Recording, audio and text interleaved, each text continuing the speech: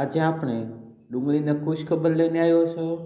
તો ખેડૂત મિત્રો, આજે આ વિડીયો ધ્યાનથી જોજો અને ચેનલ પર નવા હો તો ચેનલને સબસ્ક્રાઈબ કરી દેજો. ખેડૂત મિત્રો, આ ડુંગળીનો જે નિર્ણય લીધો છે તે ખૂબ સારો અને સરસ લીધો છે અને ખેડૂતો માટે આ નિર્ણય ફાયદાકારક છે ડુંગળી માટેનો. છેલ્લા 3 દિવસ પહેલાં પણ અમે ખેડૂતોને ડુંગળીના વેચાણમાં સંયમ રાખવા માટેની વાત કરેલી હતી.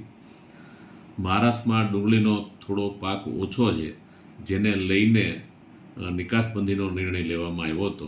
પરંતુ અત્યારે જે નિકાસ છૂટ આપવામાં આવી છે તેનાથી હાલમાં જે ડુંગળી આવી રહી છે તેમાં ખેડૂતોને સારો લાભ થશે.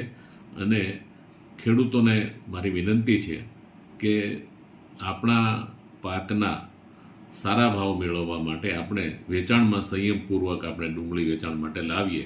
એ અગાઉ જે આપણે કીધું એને આપણે હવે આ નિકાસ છૂટ જ્યારે મળી છે ત્યારે થોડી ધીરજ રાખવા સૌ ખેડૂત ભાઈઓને મારી નમ્ર વિનંતી છે. સૌ કોઈનો આભાર. આજે કેન્દ્ર સરકારે ડુંગળીની નિકાસ માટે 3 લાખ ટનની મંજૂરી આપી છે. આ નિર્ણયને કારણે આપણા ખેડૂતોને અને આપણા દેશને ખૂબ ફાયદો થવાનો છે. તેમજ સૌરાષ્ટ્રના જે ખેડૂતો છે તે લોકો ડુંગળી ખૂબ વાવે છે, એટલા માટે તેમાં ફાયદો થશે. તેમજ આપણે જોઈએ તો 8 ડિસેમ્બરે જ્યારે ડુંગળી નિકાસ પર પ્રતિબંધ લાદવાયો હતો ત્યારે ડુંગળીના ભાવ ઘટ્યા હતા. આ ભાવ ઘટવાને કારણે આપણે આ તરફથી અને ખેડૂતો તરફથી રજૂઆત કરવામાં આવી હતી કે આ ભાવ ઘટ્યા છે, તેમના કારણે સરકારે એ રજૂઆત સ્વીકારી હતી. આ રજૂઆત દિલ્હીના મંત્રીઓને કરી હતી અને તે મંત્રીઓએ તારીખ 15/2/2024ના રોજ સ્વીકારી હતી. તે મંત્રીના નામ જોઈએ તો મનસુખભાઈ માંડવિયા, પરસોત્તમભાઈને રજૂ કરી હતી. તેણે વિચારીને આ રજૂઆત સ્વીકારી હતી, કેમ કે ખેડૂતોને ફાયદો થવા માટે અને ડુંગળીના નિકાસ અને ભાવ વધારવા માટે કેન્દ્ર સરકારે એ નિર્ણય લીધો કે ખેડૂતોને નુકસાન ના થવું જોઈએ, એટલા માટે આ નિર્ણય લીધો છે. આ રજૂઆત થવાને કારણે તારીખ 16 તારીખે ગ્રુપ ઓફ મિનિસ્ટરની મિટિંગ આ અંગે મળાવી હતી. તેમાં સારી રજૂઆત કરી, ચર્ચાઓ કરી હતી અને આ ચર્ચાને કારણે વિદેશમાં ડુંગળી મોકલવા માટે 3 લાખ ટનની નિકાસ માટે નિર્ણય લેવામાં આવ્યો હતો.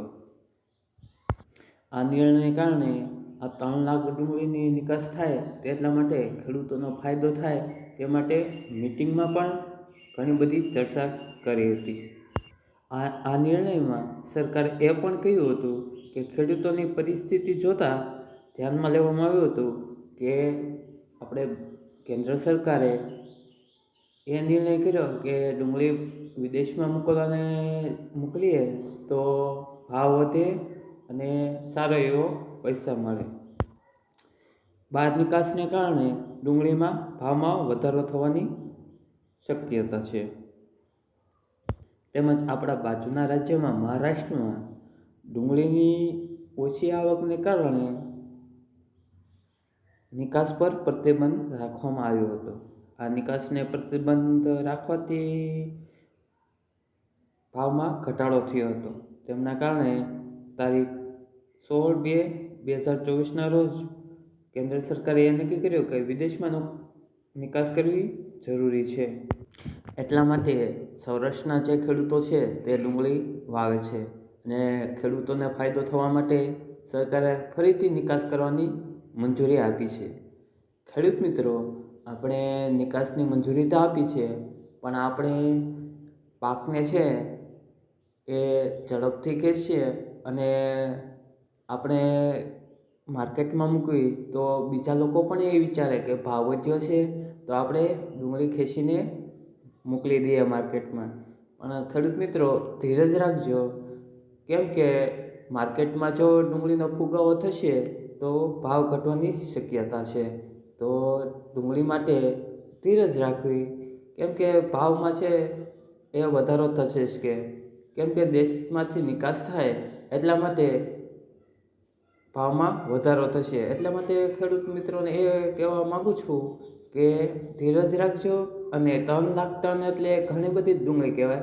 એટલા માટે ધીરજથી આપણે માર્કેટમાં બજાર ભાવ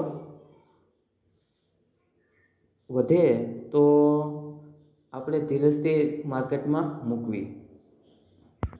વિડીયો સારો લાગ્યો તો ચેનલને લાઈક, શેર, સબસ્ક્રાઈબ કરી દેજો.